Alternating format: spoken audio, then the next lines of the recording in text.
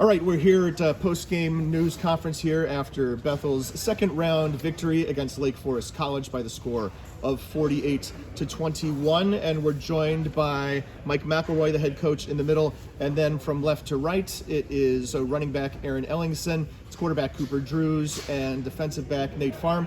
Coach, if you would start with opening comments on today's game. Yeah, just super excited for the way our guys battled. I think we talked about it after the game. We talked about it before the game. It's hard to win playoff games, and our guys overcame a lot of adversity and kind of fought the weather and just a lot of different factors. And just really proud of the way that these guys especially led us, and I think just proud, excited for this university, what it means for Bethel, what it means for the community here, what it means for Bethel football. To win a second playoff game is a big deal. Questions for the coach and student athletes, and I would ask that both coaches and student athletes know that it's loud in the background, so if you could speak up a little bit so that it can be heard by the camera, that would be great. Coach, just kind of walk me through, what did kind of practice look like this week for you guys' preparation, considering it was Thanksgiving week? What was that kind of like? Yeah, kind of a regular week, Monday and Tuesday for us. Tuesday was our walkthrough, and then Wednesday we did a morning practice with no school.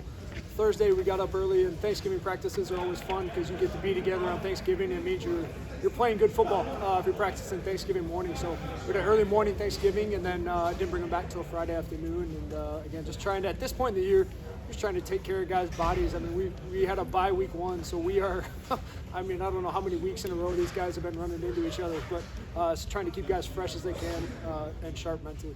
For any of the guys can answer, what's it like with the kind of different schedule and different everything this particular week of the year? Definitely exciting. I mean, be able to practice on Thanksgiving, do all that. I think it was also pretty cool to kind of be here on campus with not many people around, at least for me. You guys are off campus. But just kind of an exciting thing. It kind of just shows how special this is to be here and be doing this late in the season. Aaron or Nate want to add anything there? I think we're just really excited to be playing football and playing playoff football together. I think there's a high level of love and trust between the guys in this team. It's a really special team. A lot of guys that have been around for a while, put a lot of hard work in, and we're just super excited and blessed to be able to keep playing football with each other. Nate, in the other news conference, they read off a list of accomplishments that number 0 for them, A.J. Jackson, had over the course of his season and the course of his career. Can you talk a little bit about what you saw from him today, and generally as a defense too?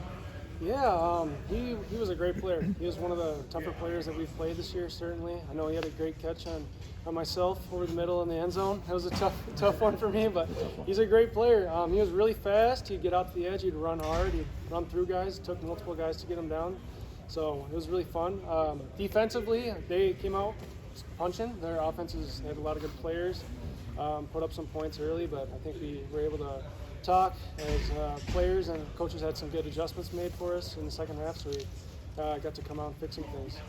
Coach, could I ask you about game planning for him, and then talk about having a little bit better success for him against him as time went on today? Yeah, I mean, he's a special player. We knew all week, like everything they did runs through him. You look at the Monmouth game, that was a big game for them, and I think he had 28 carries, and they just kind of rode him. And again, we knew coming in, like, man, that's their guy, and he still, like, all that attention we had, and he still made plays. So hats off to him and their staff of, like, again, trying to get the ball out fast. And I think for us, it's like we want to get guys on 3rd and long and win, and they kept it on 3rd and short, and then get the ball to 0. That's a good game plan. For Aaron, talk about the difference in game plans from last week to this week.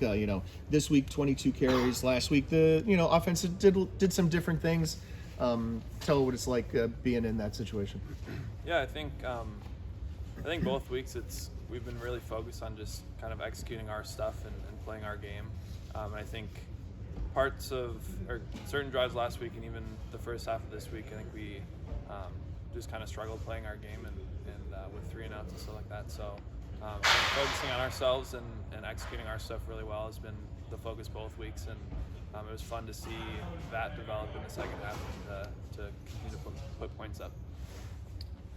Kind of any of either Cooper, Aaron, or Coach, you come out and kind of get that 3 and out to start the second half, and it's like you're giving the ball right back to him right away, and then obviously the defense gets you a big fumble. Is that kind of a turning point for you guys as an offense, just as a team in this game, sort of? Yeah, I feel like I could definitely, feel some of the energy switch from there. When you go 3 and out or whatever, you kind of think, oh, here we go again. What's going to happen?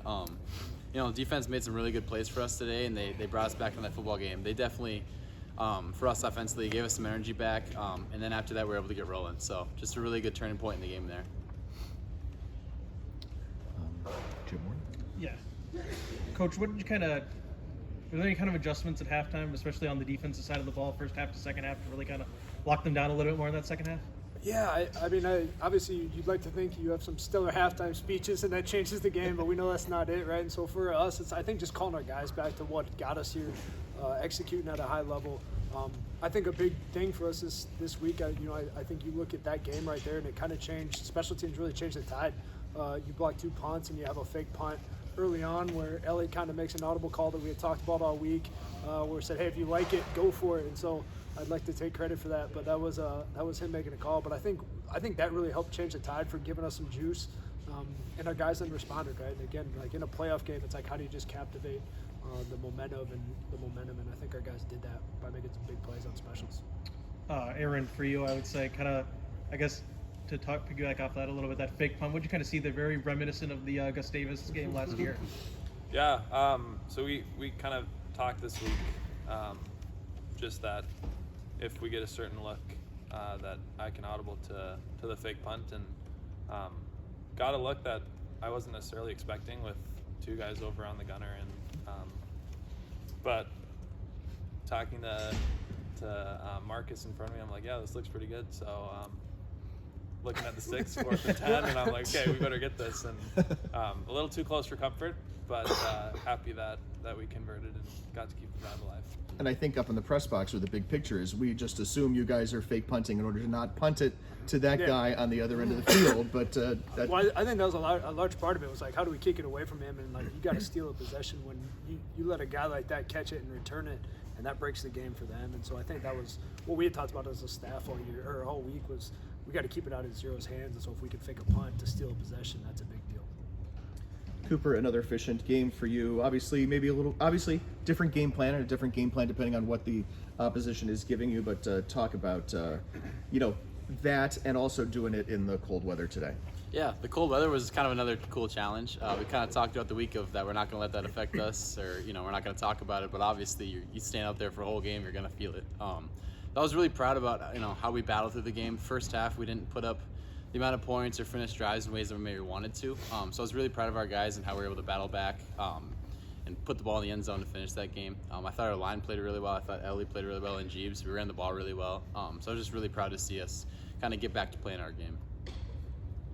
And I just kind of say, question for kind of any of you. Obviously, you had 2 home games in the playoffs, and now you have to go on the road against a tough Wartburg team. What are you kind of looking ahead to that? Yeah, it'll be a good challenge.